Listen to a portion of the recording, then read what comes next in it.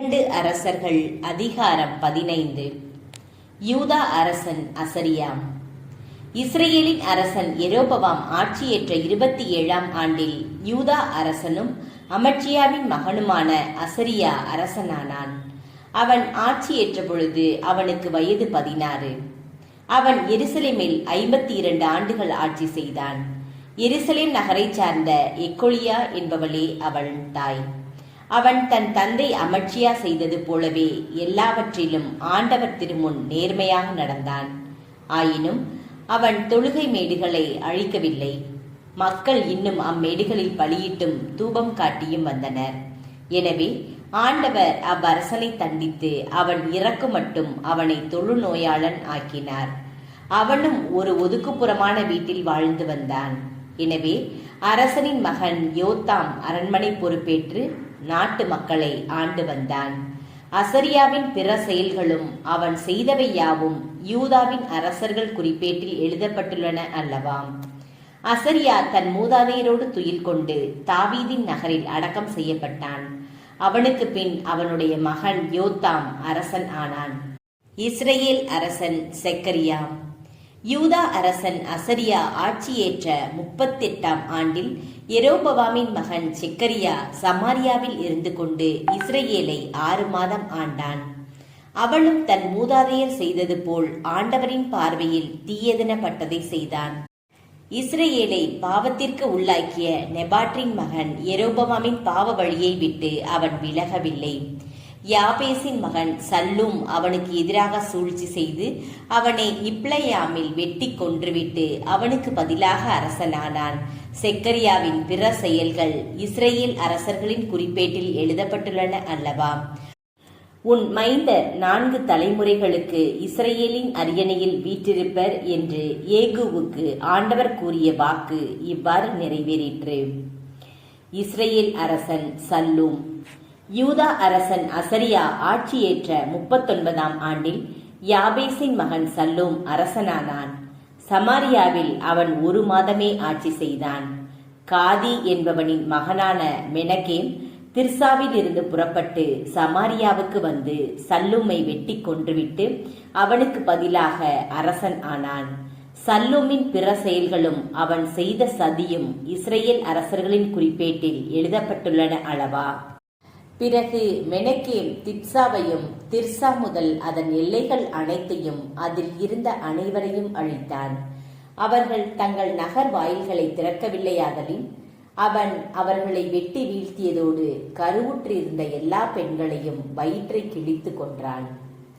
Israel அரசன் மெனகேம்.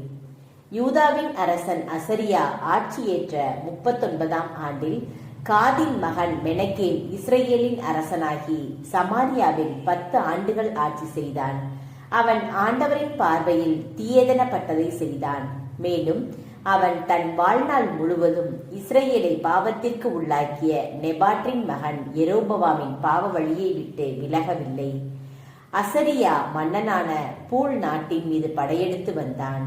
அப்பொழுது மெனகேம் பூலுக்கு அவன் ஆற்றலினால் தன் அரசை உறுதியாக்கி கொள்ளும் பொருட்டு 40,000 வெள்ளி கொடுத்தான். மெனகேம் இஸ்ரேலில் இருந்த செல்வர்களிடமிருந்து இப்பணத்தை ஆள் ஒன்றுக்கு 50 வெள்ளிக்காசுகள் வீதம் அசரியா மன்னனுக்கு கொடுக்கும்படியாக வசூலித்தான். அசரியா மன்னனும் அங்கே தங்காது நாட்டை விட்டு வெளியேறினான். மெனகேமின் பிற செயல்களும் அவன் செய்தவை யாவும் இஸ்ரேல் அரசர்களின் குறிப்பேட்டில் எழுதப்பட்டுள்ளன அல்லவா? மெனகேம் தன் மூதாதையரோடு துயில் கொண்டான். அவனுக்கு பின் அவன் மகன் பெக்ககியா அரசன் ஆனான். இஸ்ரேலின் அரசன் பெக்ககியா. யூதாவின் அரசன் அசரியா ஆட்சியேற்ற 50ஆம் ஆண்டில் மெனகேமின் மகன் பெக்ககியா இஸ்ரேலின் அரசனாகிய சமாரியாவில் 7 ஆண்டுகள் ஆட்சி செய்தான். அவன் ஆண்டவரின் பார்வையில் தீயதெனப்பட்டதை செய்தான். இஸ்ரேலை பாவத்திற்கு உள்ளாக்கிய நெபாற்றின் மகன் யெரொபெயாமின் பாவ வழியை விட்டுவிட்டு அவன் விலகவில்லை. ரமலியாவின் மகனும் படைத்தலைவனுமான பெக்கா அவனுக்கு எதிராக சூழ்ச்சி செய்து தன்னோடு இருந்த 50 கிளையாதியரோடு சமாரியாவில் உள்ள அரண்மனை கோட்டைக்குள் புகுந்து அரசனையும் அர்கோபு அரியே என்பவர்களையும் கொன்று அவனுக்கு பதிலாக அரசனானான். பெக்ககியாவின் பிற செயல்களும் அவன் செய்தவை யாவும் இஸ்ரேல் அரசர்களின் குறிப்பேட்டில் எழுதப்பட்டுள்ளன அல்லவா? இஸ்ரேல் அரசன் பெக்கா. யூதாவின் அரசன் அசரியா ஆட்சியேற்ற 52ஆம் ஆண்டில் ரமலியாவின் மகன் பெக்கா இஸ்ரேலின் அரசனாகி சமாரியாவில் 20 ஆண்டுகள் ஆட்சி செய்தான். அவன் ஆண்டவரின் பார்வையில் தீயதனப்பட்டதை செய்தான். இஸ்ரேலை பாவத்திற்கு உள்ளாக்கிய நெபாற்றின் மகன் யெரொபெயாமின் பாவ வழியை விட்டு அவன் விலகவில்லை. இஸ்ரேல் அரசன் பெக்காவின் ஆட்சி காலத்தில் அசரியா மன்னன் திக்லத் பிலேசர் படையெடுத்து வந்து ஈயோன், அபெல் பெத்மாக்கா, யானோவாக்கு, கெதேசு, ஆட்சோர் ஆகிய நகர்களையும் கிளையாது, கலிலேயா, நப்தலி ஆகிய நிலப்பகுதிகளையும் கைப்பற்றினான். மேலும் மக்களை அசரியாவுக்கு நாடு கடத்தினான். ஏலாவின் மகன் ஓசேயா ரமலியாவின் மகன் பெக்காவுக்கு எதிராக சூழ்ச்சி செய்து அவனை வெட்டி கொன்றுவிட்டு அசரியாவின் மகன் யோத்தாம் ஆட்சியேற்ற 20ஆம் ஆண்டில் பெக்காவுக்கு பின் அரசனானான். பெக்காவின் பிற செயல்களும் அவன் செய்தவை யாவும் இஸ்ரேல் அரசர்களின் குறிப்பேட்டில் எழுதப்பட்டுள்ளன அல்லவா? யூதா அரசன் யோத்தாம். இஸ்ரேலின் அரசனும் ரமலியாவின் மகனுமான பெக்கா ஆட்சியேற்ற 2ஆம் ஆண்டில் யூதாவின் அரசனும் அசரியாவின் மகனுமான யோத்தாம் அரசன் ஆனான். அவன் அரசனான போது அவனுக்கு வயது 25. அவன் எருசலேமில் 16 ஆண்டுகள் ஆட்சி செய்தான். சாதோக்கின் மகளான எருசா என்பவளே அவனுடைய தாய். அவன் ஆண்டவர் திருமுன் நேர்மையுடன் நடந்து அவன் தந்தை அசரியா செய்தது போலவே அனைத்தையும் செய்தான். ஆயினும் அவன் தொழுகை மேடுகளை அழிக்கவில்லை. இன்னும் மக்கள் அம்மேடுகளில் பலியிட்டும் தூபம் காட்டியும் வந்தனர். கோவிலின் உயர் வாயிலை கட்டியவன் இவனே. யோத்தாமின் பிற செயல்களும் அவன் செய்தவை யாவும் யூதா அரசர்களின் குறிப்பேட்டில் எழுதப்பட்டுள்ளன அல்லவா?